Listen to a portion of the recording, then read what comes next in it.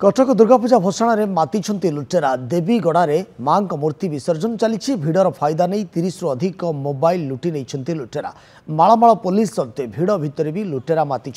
पोरीघाट थाना पुलिस किसी युवकों को अटक रखी बर्तमान तदंत करुछि।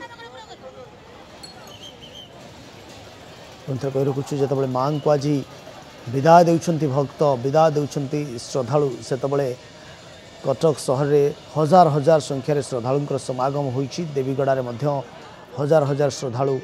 मां को दर्शन करने पहुंचती मां को मेलाणी देवाई पहुंचती ता भीतर किंतु लुटेरांकर उत्पात सामना को आसी कारण लुटेरा माति कटक रे 30 रु ऊर्ध्व मोबाइल लुटि नहीं। कटक दुर्गापूजा भसाण में लुटेरांकर उत्पात देखा मिली। देवीगढ़ में मां को मूर्ति विसर्जन चली भीतर भिड़र फायदा नहीं 30 रु अधिक मोबाइल लुटि नहीं लुटेरा मालमाल पुलिस सत्वे भी भिड़ भितर लुट कर लुटेरा। तापस आम प्रतिनिधि कटक देवीगढ़ आम सहित जोड़ी होती। तापस जितेबाला मोबाइल लुट हो लुटेरा लुट करुँच पुलिस किसी युवकों को अटक रखी बर्तमान पचरा उचरा करुँची कौन रही ए प्रसंग में सविशेष तथ्य विक्रम देखो बर्तमान कटक रे जेहेतु दशहरार माहौल रही जेहेतु दशहरा चलचंचल कटक सहर रही विशेषकर आज जानते आज माँ मेलाणी नौ से आज कटक देवीगढ़ में अस्थायी पोखरी कराई जेहेतु बहुत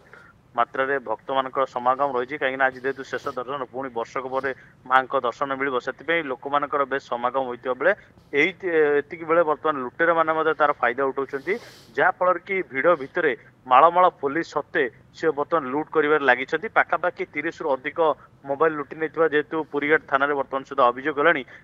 पुलिस किसी युवक अटक रखी कहीं जो लोक मान सन्देह रही से अटक रखी पचरा उचार कर बर्तमान जेहेतु 30 मोबाइल लुट होता अभियोग होती पुलिस जेहेतु ये तीक्ष्ण नजर रखिथा नहीं जहाँ थाना अधिकारी सूचना रही कि अंपटे जब कह बर्तमान ये जहाँ कहुचे ये केवल 30 नुहे 30 रु अधिक मोबाइल लुट होता जहाँ सूचना बर्तमान आसूची कहीं भिड़ भितर कई लोक अभियोग कर लोक अभियोग बर्तमान सुधा करना विक्रम किंतु अंपटे जब कह पाखापाखि 50 रु ऊर्ध्व मोबाइल लुट होता जहाँ सूचना बर्तमान सुधा आमको हस्तगत होती किंतु बर्तमान सुधा पुलिस कौन लुटेरा को काबू कर पारनी किंतु हाथ गणति केते जन को अटक रखी पचरा उचरा करुछि। विक्रम पुलिस किसी युवकों को अटक रखी पचरा उचरा करुछि जहाँ आपण सूचना देउछन तापस 50 रु ऊर्ध्व मोबाइल बर्तमान